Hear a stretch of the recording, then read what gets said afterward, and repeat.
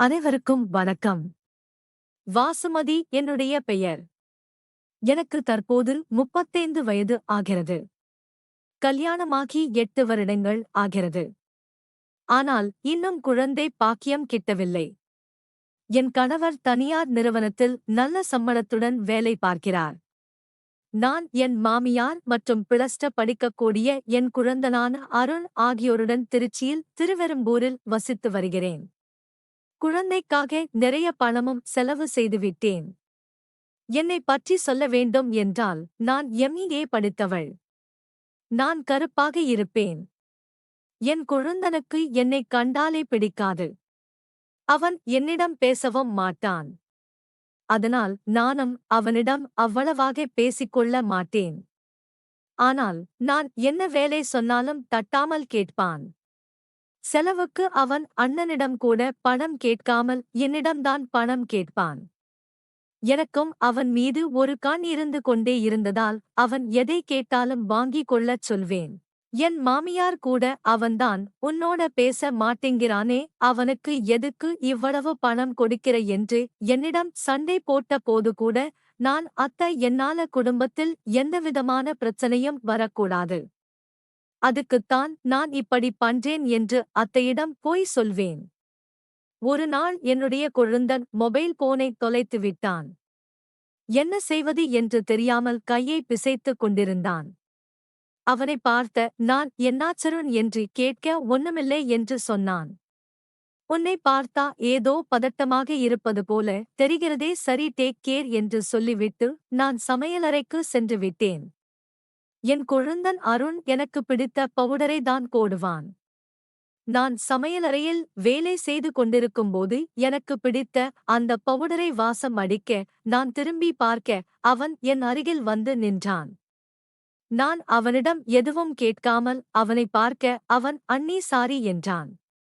நான் எதுக்கு அப்படி என்று கேட்க, நீங்க வாங்கி கொடுத்த மொபைல் நேத்து மிஸ் பண்ணிட்டாதான் என்று சொல்லி தலை குனிந்து கொண்டே இருந்தான். நான் திட்டுவேன் என அவன் பயந்து கொண்டிருந்தான். நானும் அவனிடம் திட்டாமல், அந்த போன்லதான் உன் படிப்பு சம்பந்தமா நிறைய டேட்டாஸ் எல்லாம் நீ வச்சிருந்தியே அப்படி என்று கேட்க அவனும் ஆமா அண்ணி என்று பதிலளித்தான். அது எல்லாமே ரொம்ப முக்கியமானது என்றும் சொன்னான். இன்னைக்கு ஆன்லைன்ல எனக்கு டெஸ்ட் வேற இருக்கு. ஸ்கூல் பஸ் வேற நேரம் ஆயிடுச்சு. அதான் ஒரே டென்ஷனா இருக்கு என்று சொன்னான். நானும் ஹாலுக்கு வந்து என் மொபைல் போனை கொடுத்து, இந்தா, இதை எடுத்துட்டு போ, ஈவினிங் புதுசு வாங்கிக்கலாம் என்று சொல்ல அவன் முகத்துல அப்படி ஒரு சந்தோஷத்தை நான் பார்த்தேன். அவன் என்ன நினைச்சானோ தெரியல. அண்ணி, உங்களுக்கு மரியாதை கொடுக்காம உங்ககிட்ட சரியா பேசாம உங்களை நான் ரொம்ப இன்சல்ட் பண்ணிட்டேன். என்னை மன்னிச்சிருங்க அண்ணி என்று சொல்லிக்கொண்டே டக்குன்னு என் காலில் விழுந்து என் பாதத்தை தொட்டு கண்களிலும் ஒற்றிக்கொண்டான். எனக்கு தலைகால் புரியவில்லை. மனம் சிறிது கடித்து பறக்க அதே வேகத்தில் அவன் தோலை பற்றி தூக்கிவிட்டு அவனது தலையை பிடித்து இழுத்து அவனுக்கு நெற்றியில் ஒரு முத்தம் கொடுத்தேன். அன்னைக்கெல்லாம் சாரி சொல்லக்கூடாது. எனக்கு குழந்தை இல்லைன்னா என்ன? நீ எனக்கு ஒரு குழந்தைதான் அப்படின்னு சென்டிமெண்டாக நான் பேசினேன். அவன் sorry and thank you very much அண்ணி, நான் கிளம்புறேன் என்று சொல்லி வெளியே வருவதற்குள் அந்த ஸ்கூல் பஸ் கிளம்பிவிட்டது. அவன் தப்புசே என்று புலம்பினான். நான் உடனே அவன் அருகில் சென்று, கொஞ்சம் இரு, என்னால தானே நீ பஸ்ஸ மிஸ் பண்ணிட்டே என்று சொல்லி என்னுடைய ஸ்கூட்டியை எடுத்து அவனை பின்னால் உட்கார வைத்துக்கொண்டு நான் கிளம்பினேன். அமைதியாக வந்தவன் சாரி அண்ணி என்று சொல்ல நான், டேய், சும்மா சாரி சொல்லாத, இதுக்குதானே நான் இருக்கேன். இதுக்கு முன்ன நீ பஸ்ஸ மிஸ் பண்ண போலாம். என்கிட்ட ஹெல்ப் கேட்க மாட்டியான்னு நான் எதிர்பார்த்திருக்கேன். இன்னைக்காவது எனக்கு அந்த சான்ஸ் கொடுத்தியே என்று நான் சொன்னேன். அவனா, நீ இன்னைக்கு நான் மொபைலை தொலைச்ச வருத்தத்தில் இருந்தாலும் என்னமோ தெரியல, இன்னைக்கு ரொம்ப சந்தோஷமா இருக்கேன் என்றும் சொன்னான். அதுக்கு நான், அப்படின்னா மொபைலுக்கு தேங்க்ஸ் சொல்லு என்று சொல்ல அவன், நோ, உங்களுக்குதான் நான் தேங்க்ஸ் சொல்லணும் என்று சொன்னான். அதற்குள் ஸ்கூல் வந்துவிட அவன் வேகமாக இறங்கும்போது வண்டி லேசாக சாய அவன் டக்குன்னு என்னை பிடித்துக் கொண்டான்.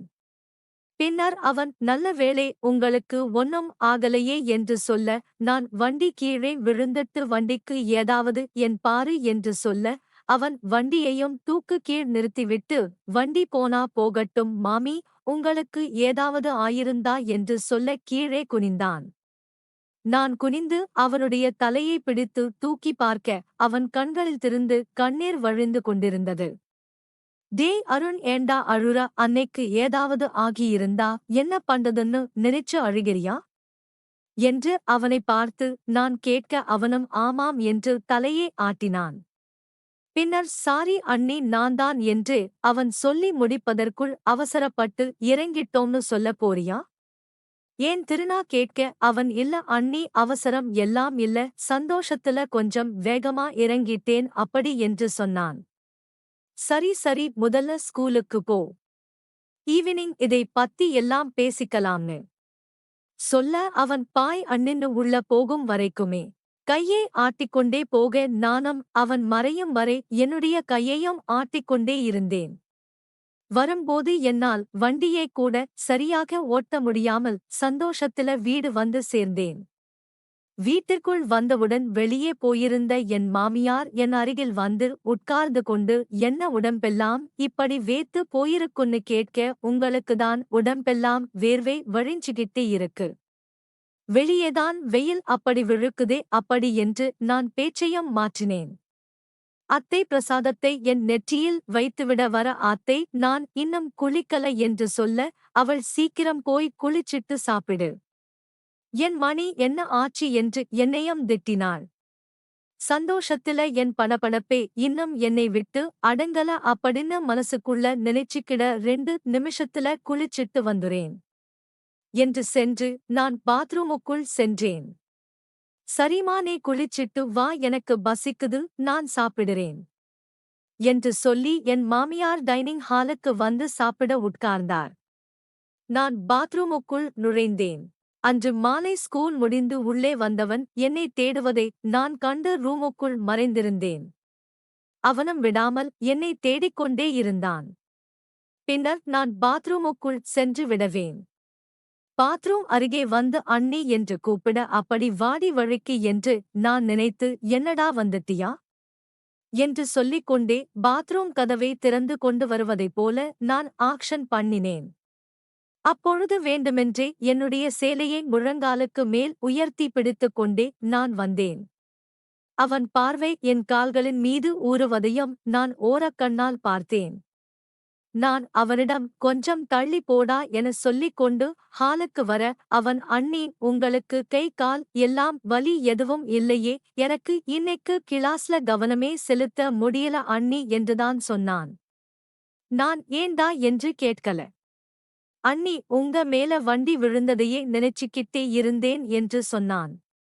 நானும் வேண்டும் என்று என் கால்தான் வழிவர் என்று சொல்ல அவன் ஓடிச்சன ரூபாம் எடுத்து வந்து எங்க காட்டுங்க என்று என் அருகே வந்தான். நான் பாம் தடவ அளவுக்கு வழிடா என்று சொல்லியும் அவன் என்னை சோபாவில் அமர வைத்து தூ என் காலடியில் உட்கார்ந்து எங்க அடிப்பட்ட இடத்தை காட்டுங்க நீ என்றான். நான் முதல்ல நீ டிரஸ் எல்லாம் சேஞ்ச் பண்ணிட்டு பிரஷ் ஆயிடுவாடா என்னென்று சொல்ல அவன் போன வேகத்திலேயே அந்த காரியத்தை முடிச்சுவிட்டு வந்தான். என் மாமியார் எனக்கு குழந்தை இல்லாததால் காலை மாலை என 2 வேளையும் கோவிலையே கழிப்பாள். என் வீட்டுக்காரரும் வாரத்தில் 5 நாட்கள் வீட்டில் இருக்க மாட்டார். எனக்கு டிவி பார்ப்பதும் பிடிக்காது. அதனால் வீட்டு வேலைகளை நானே செய்துவிட்டு புக் படிப்பேன். பேசுவதற்கு கூட ஆளில்லாமல் போர் அடித்துக் கொண்டிருந்த எனக்கு இன்று நிலைமை பார்த்தா பத்தாத அளவிற்கு நானும் குழந்தனும் பேசிக் கொண்டிருந்தோம். மாமியாரும் சீக்கிரம் படுத்துக் கொள்வாள். நான் என் ரூமில் ரொம்ப நேரம் படுத்துவிட்டுதான் தூங்குவேன். 1 வாரம் கழித்து ஒரு நாள் இரவில் அப்படி படித்துக் கொண்டிருக்கும் போது என் கதவு தட்டப்படுமா? சத்தம் கேட்க அது அருண்தான் என்பது எனக்கு தெரிந்தோம். யாரு? சும்மா நான் கேட்டேன். அவன் அண்ணி நான்தான் உள்ள வரட்டுமா என்று கேட்டான். நான் எழுந்து கட்டிலில் உட்கார்ந்து கொண்டு அவனை வரச் சொல்லி அருகில் இருந்த சேரில் உட்கார வைத்தேன். வந்தவன் எதுவும் பேசாமல் என்னையே பார்த்து கொண்டிருந்தான். என்னடா, என்ன பார்த்தாலே முகத்தை வேறு பக்கமா திருப்பிக்கவா? இப்ப முகத்தை வேறு பக்கமா திருப்பாமலே என்னையே பார்த்துட்டு இருக்கியே என்று நான் கேட்டேன். அவனும் இல்ல, நான் பெரிய தப்பு பண்ணிட்டேன் என்று சொல்ல என்ன என்பது போல அவனையே நானு பார்க்க, இவ்வளவு நாளா உங்களோட மனசை புரிஞ்சுக்காம உங்ககிட்ட பேசாம கூட இருந்துட்டேன். அதான் உங்ககிட்ட மன்னிப்பு கேட்கலாம்னு வந்தேன் அப்படின்னு சொன்னான். நான் அதெல்லாம் பரவாயில்லைடா, ஆனா ஏன் 2 நாளா அண்ணி பார்க்கல அப்படின்று நான் கேட்க, அண்ணன் வந்திருந்தாலதான் அப்படின்னு சொன்னான். அவர் இருக்கும்போது நான் எப்படி உங்களை பார்க்க முடியும் என்று கேட்க, இத்தனை நாளா பார்க்கலையே சரி. ஆனா இப்பதான் ரன்னி பிடிச்சிருச்சுல, அப்புறம் ஏன் பார்க்கல என்று கேட்டான்.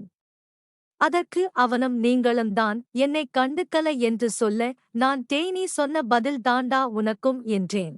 இல்ல, நீ 5 நாளா அண்ணன் வேலை பார்த்துட்டு இன்னைக்குதான் வந்திருக்கு. உங்களுக்கும் அண்ணனை பார்க்கணும் போல ஆசை இருந்திருக்கும். அதான் நான் வந்து ஏன் டிஸ்டர்ப் பண்ணணும்னு சொல்லி நான் இருந்துட்டேன் அப்படின்னு இழுத்தா. நான் உன்னை பாரடா, பெரிய மனுஷன் மாதிரி எல்லாம் பேச ஆரம்பிச்சிட்டியே அப்படி என்று சொன்னேன். நீ இதெல்லாம் கூட தெரிஞ்சு வச்சிருக்கியா என்று நான் கேட்டேன்.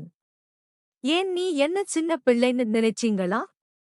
எனக்கு இப்ப 17 வயசு ஆகுது என்று சொல்ல, ஆமாண்டா, கல்யாணம் பண்ண நீ இருந்தா கூட இப்ப பிள்ளைக்கு தகப்பனாக இருப்ப என்று நான் சொன்னேன். அவன் நான் சொன்னதை கேட்டு வெட்கப்பட்டு கொண்டே, சப்போங்கண்ணே, கல்யாண பொண்ணு எல்லாம் பேசிக்கிட்டே இருக்கீங்க என்று சொன்னான். நானும் கல்யாணம் என்று சொன்னதுமே வெட்கத்தை பாரேன் என்று சொல்லி அவனுடைய கன்னத்தில் லேசாக இடித்தேன். பின்னர் அவனை என் அருகில் வந்து உட்காரச் சொல்ல அவனும் எங்க அருகே உட்கார்ந்தான். அத்த தூங்கிட்டாங்களா, நீ பாட்டுக்கு வந்துட்ட, தேட போறாங்கடா என்று நான் சொல்ல, அவங்க குரட்டை விட்டு தூங்கிட்டே இருக்கறாங்க அண்ணி. அதான் நான் நைசா வந்துட்டேன் அப்படி என்று சொன்னான். ஏண்டா நைசா வரணும்? அத்தையை எழுப்பி அண்ணி ரூமுக்கு போயிட்டு பேசிட்டு வரேன்னு சொல்லிட்டு வர வேண்டியதுதானே என்று சொன்னேன். அதற்கு அவன் பதில் எதுவும் சொல்லாமல் இருப்பதை பார்த்து, நான் அண்ணிகிட்ட திருட்டுத்தனமா பேசதானே வந்தேன்னு கேட்டேன். அவன் குனிந்து கொண்டே, சீச்சி, அப்படி எல்லாம் இல்லை அண்ணி என்றான். டேய், பொய் சொல்லாதர், உனக்கு அண்ணிகிட்ட திருட்டுத்தனமா பேசணும்னு ஆசை, அதான் வந்திருக்க என்று சொல்ல, அவன் ஆமா அண்ணி என்று சொன்னான். சரி சொல்லு, என்ன பேசுறேன்னு சொல்லி நான் அவனை பார்த்தவரே கால்களை சமணம் போட்டு இருந்து கொண்டு அவனையும் அப்படியே உட்கார சொல்ல, அவனும் என்னை பார்த்தவரே உட்கார்ந்தான். அப்ப அவன் என்கிட்ட, அண்ணி, உங்களை எனக்கு இப்ப ரொம்ப பிடிச்சிருக்கு என்றான். ஓகேடா, இத்தனை நாளா ஏன் பிடிக்கல என்று கேட்கல என்று அவன் பேசாமலே இரு. நான் அவனிடம், நான் கருப்பா இருக்கிறதால தான உனக்கு பிடிக்கல என்று கேட்டேன். உனக்கு பிடிக்கல என்று சொல்லுடா என்று நான் சொன்னேன். அதுக்கு அவனும், அப்படி எல்லாம் இல்ல அண்ணி, அண்ணனுக்கு உங்களை பிடிச்சதால தானே அவங்க கல்யாணம் பண்ணிக்கிட்டாரு. அவருக்கு பிடிச்சிட்டாவே போதுமே, எனக்கு எதுக்கு பிடிக்கணும் என்றான். சரிடா, அப்புறம் என்கிட்ட பேசாம இருந்ததுக்கு என்ன காரணம் என்று நான் கேட்க, அவன், உங்களை கல்யாணம் பண்றதுக்கு முன்னால அண்ணன் என்கிட்ட ரொம்ப க்ளோஸா இருப்பாரு. சினிமா, கடை, ஷாப்பிங், மால்னு எங்க போனாலும் என்னை கூட்டிட்டு போவாரு. சாப்பிடும்போது எனக்கு ஊட்டியம் விடுவாரு. திரஸ் பண்ணி விடுவாரு. கல்யாணமானதுக்கு பிறகு என்ன அவர் கண்டுக்கவே இல்லை. அதுக்கு காரணம் நீங்கதான்னு நினைச்சேன். அதனாலதான் நான் உங்ககிட்ட அப்படி நடந்துகிட்டேன் அப்படி என்று சொல்லியும் அழுதான். நான் அவனை இழுத்து அணைத்து கொண்டு, இதுதான் காரணமா? உன் அண்ணன் எனக்கு இதையெல்லாம் வந்த உடனே சொல்லிட்டாருடா. அதுவும் இல்லாம நீ எது கேட்டாலும் அதை அவர் கையால கொடுக்காம என் மூலமா கொடுக்க வச்சிட்டாருடா. இன்னும்தான் சொல்ல போனா உன் அண்ணனை விட நான் தான் அதிகமா உன் மேல அன்பு வச்சிருக்கேன்டா. நீ உங்க அண்ணனுக்கு மட்டும் செல்ல பிள்ளை இல்லடா, எனக்கும் நீ செல்ல பிள்ளைதான்டா என்று சொல்ல அவன் சாரி அண்ணி இப்படி என்று சொல்லிக் கொண்டே, அண்ணி உங்ககிட்ட ஒன்னு நான் கேட்பேன், நீங்க கோபப்படக்கூடாது. உங்களுக்கு ஏன் அண்ணி இன்னும் குழந்தை பிறக்கல? அக்காவுக்கு கல்யாணமான அடுத்த வருஷமே குழந்தை பிறந்துருச்சு, அதனால நான் கேட்டேன் அப்படி என்று சொன்னான். அவன் கேட்டதுமே எனக்கு ஒரு மாதிரியாக இருக்க, அதை புரிந்து கொண்டு அவனும் உடனே என் கைகளை பிடித்துக் கொண்டு, சாரி அண்ணி, நான் ஏதோ தப்பா கேட்டுட்டேன்னு நினைக்கிறேன் என்று சொன்னான். நானும் நீ ஒன்னும் தப்பா எல்லாம் ஒன்னும் கேட்கலடா, ஒவ்வொருத்தருக்கும் உடம்பை பொறுத்து உடனே சில பேருக்கு குழந்தை பிறக்கும், சில பேருக்கு லேட்டா பிறக்கும் என்று நான் பதில் சொன்னேன். அதுக்கு அவன் எனக்கு உங்க குழந்தையை கொஞ்சன்னு போல ஆசையா இருக்கு, சீக்கிரமாவே குழந்தையை பெற்றுக் கொடுங்க அண்ணி என்று சொன்னான். நான் ஓகே அருண், உன் ஆசையை சீக்கிரமாகவே நிறைவேற்றி வைக்கிறேன் என்று சொல்லி குனிந்து கொண்டு அவன் நெற்றியில் நான் முத்தமிட்டேன். அன்று இந்த சந்தர்ப்பத்தை எனக்கு சாதகமாக பயன்படுத்திக் கொள்ள விரும்பிய நான் அவனை வசியப்படுத்தி அவன் மூலமாக நான் ஒரு குழந்தையை பெற்றுக்கொள்ள வேண்டும் என நினைத்து அன்றிரவு அவனுடன் நான் ஐக்கியமாகிவிட்டேன். அன்றிரவு அவனும் நானும் தவறு செய்துவிட்டோம். எங்களுக்குள் எல்லாமே நடந்து முடிந்துவிட்டது. அதன் பிறகு இதுவே அவனுக்கு பழக்கமும் ஆனது. என் கணவன் ஊரிலிருந்து திரும்பும் வருவரை தொடர்ந்து என்னுடைய அறைக்கு தினமும் வந்து என்னுடன் தனிமையில் இருந்து விட்டு சென்றான். இதனால் நான் கண்டிப்பாக கர்ப்பமாகி விடுவேன் என்பது எனக்கு உறுதியாக தெரிந்தது. என் கணவனும் எப்போதும் விடுமுறைக்கு ஊருக்கு வரும்போதெல்லாம் நானும் அவருடன் தனிமையில் இருப்பதையும் வழக்கமாக கொண்டிருந்தேன். அதனால இந்த முறை அவர் வரும்போது கண்டிப்பாக அவரிடம் எனக்கு பீரியட்ஸ் 10 நாட்கள் தள்ளி போயிருச்சு, கண்டிப்பாக இந்த மாதம் ஒரு நல்ல செய்தியை சொல்வேன் என்னை என் கணவனிடம் கூற வேண்டும் என் நினைத்திருந்தேன். அவரும் விடுமுறைக்கு ஊருக்கு வந்தார். அப்போது இந்த விஷயத்தை நான் அவரிடம் சொன்னேன். அவரும் சந்தோஷப்பட்டார். நமக்கு நல்ல காலம் இனி பிறக்கப் போகிறது என்றும் நினைத்துக் கொண்டார். என் கணவன் முன்பு என் கொழுந்தன் என்னை பிடிக்காத மாதிரிதான் நடந்து கொள்வான். இதனால் வரைக்கும் அப்படித்தான் இருந்தான். இப்போதுதான் அவன் என்னுடன் நெருங்கியே வந்திருக்கிறான். இதனால் அவருடைய தம்பி மேல் என் கணவனுக்கு கொஞ்சம் கூட சந்தேகமும் வரவில்லை. நான் கர்ப்பமானாலும் கூட என்னுடைய கொழுந்தனின் மீது என் கணவனுக்கு துளிகூட சந்தேகம் வராது என்பது எனக்கு உறுதியாகவும் தெரிந்தது. நான் நினைத்தது போலவே என் குழந்தால் அந்த மாதமே நான் கருவுற்றேன். இந்த விஷயத்தை நான் என் கணவரிடம் சொன்னேன். அவரும் சந்தோஷப்பட்டார். அதன் பிறகு கொஞ்ச நாட்கள் நானும் என் கொழுந்தனும் இப்படி அடிக்கடி தனிமையில் சந்தித்து வந்து கொண்டிருந்தோம். ஒரு வழியாக என்னுடைய கொழுந்தன் +2 2 படித்து முடித்துவிட்டான். அதன் பிறகு அவன் காலேஜுக்கு போக வேண்டிய நாட்களும் நெருங்கியது. அந்த சமயத்தில் அவனை பெரிய படிப்பு படிக்க வைக்க வேண்டும். அவனுடைய எதிர்காலத்துக்காக என் கணவன் எதையும் செய்ய தயாராக இருந்தார். அப்போது என் கணவன் அவருடைய குழந்தனிடம், நீ எங்கு சென்று படிக்கப் போகிறாய், என்ன படிக்க விரும்புகிறாய் என்று கேட்டான்.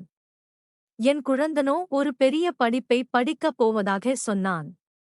அதற்கு எக்கச்சக்கமாக பணம் செலவாகுமே, என்ன செய்வது? என் மாமியார் என் கொழுந்தன் என் கணவனிடம் கேட்டால் அதற்கு என் கணவனும் என் தம்பியுடைய எதிர்காலம்தான் எனக்கு முக்கியம், அதுக்காக இந்த வீட்டை கூட நான் வித்து அவனை நான் படிக்க வைப்பேன் என்று சொன்னார். அந்த வார்த்தை என் கொழுந்தனுக்கு ஒரு குற்ற உணர்ச்சியை ஏற்படுத்தியது. என் குழந்தை நல்லபடியாக படிக்க வைக்க வேண்டும் என்பதற்காக என் கணவன் வங்கியில் இந்த வீட்டை அடமானம் வைத்து கடன் வாங்கி அதன் மூலமாக என் குழந்தனை பெரிய படிப்பை படிக்க வைத்தார். இப்படிப்பட்ட அண்ணனுக்கு நாம் இப்படி ஒரு துரோகத்தை செய்துவிட்டோமே என எண்ணி என் கொழுந்தனும் குற்ற உணர்ச்சியில் குனி குறுகிவிட்டார். அதன் பிறகு அவர் என்னுடன் பேசுவதும் இல்லை, என்னுடன் பழகுவதும் இல்லை. அதன் பிறகு அவர் என்னை பார்க்க கூடாது, பேசக்கூடாது என்று முடிவெடுத்த என் கொழுந்தன் அவருடைய அண்ணனிடம் நான் இனி ஹாஸ்டலிலேயே தங்கி படிக்கப் போவதாகவும் கூறிவிட்டார். ஏன் வீட்டிலிருந்தே படிக்கலாமே என்று கேட்கவில்லை. இவ்வளவு பணம் செலவழித்து படிக்க வைக்கிறீர்கள், நான் ஹாஸ்டலிலேயே தங்கி படித்தால்தான் என்னுடைய முழு கவனமும் படிப்பில் இருக்கும். இல்லை என்றால் என் கவனம் சிதறிவிடும் எனக் கூற அதற்கு என் கணவனும் பூக்கொண்டு அவரை ஹாஸ்டலிலே தங்கி படிக்க வைக்க ஏற்பாடும் செய்தார். அப்படியே அவர் ஹாஸ்டலில் தங்கி படிக்கும்போதே ஒரு வருடத்தில் எனக்கு அழகான ஆண் குழந்தையும் பிறந்தது. அந்த குழந்தை அச்சியாசல். என் கணவனைப் போலவே இருந்தது. காரணம் அவருடைய தம்பி மூலமாகத்தானே இந்த குழந்தையை நான் பெற்றெடுத்தேன். அதனால் முகஜாடை கொஞ்சம் ஒத்துப் போயிருந்தது. இதனாலும் என் கணவனுக்கு என் மீது சந்தேகமும் வரவில்லை. ஹாஸ்டலிலேயே தங்கி படித்த என் குழந்தன் அங்கிருந்தே அவனுக்கு வெளிநாட்டில் ஒரு வேலையும் கிடைத்தது. அவன் அதன் பிறகு வெளிநாட்டுக்கே சென்று விட்டான். நான் இனி அவனுக்கு திருமண ஏற்பாடுகளும் செய்யப்பட்டது. அப்போது அவன் தெளிவாக என் அண்ணன் என் கணவனிடம் ஒன்று சொல்லிவிட்டான். நான் என்னுடைய வாழ்க்கை முழுவதும் வெளிநாடுதான். அதனால் நான் வெளிநாட்டிலிருந்து ஊருக்கு வரவும் திருமணம் செய்து கொண்டு ஓரிரு நாட்களாயிலேயே என் மனைவியையும் என்னுடன் அழைத்துச் சென்று விடுவேன் என்று கூறிவிட்டான். வேறு வழி இல்லாமல் என் கணவனும் அதேபோல அவனுக்கு ஏற்றவர் போல ஒரு பெண்ணை பார்த்து திருமணமும் செய்து வைத்தோம். அப்பொழுது அவன் ஊருக்கு திருமணத்தின் போது வந்த அவன் என்னுடைய குழந்தையை கூட வந்து பார்க்கவில்லை. திருமணம் முடிந்ததுமே அந்த பெண்ணையும் அழைத்துக் கொண்டு அவன் வெளிநாட்டுக்கு சென்று செட்டில் ஆகிவிட்டான். இன்று வரை அவன் ஊருக்கு திரும்பவில்லை. அவனால் பெற்ற இந்த குழந்தையை என் கணவன் தன்னுடைய குழந்தை என்று நினைத்துக் கொண்டு பாசமூட்டி வளர்த்தும் வருகிறார். இந்த உண்மையை நானும் அவரிடம் சொல்லவில்லை. அவனும் இந்த உண்மையை வெளிக்காட்டிக் கொள்ளவும் இல்லை. இப்போ இப்படியே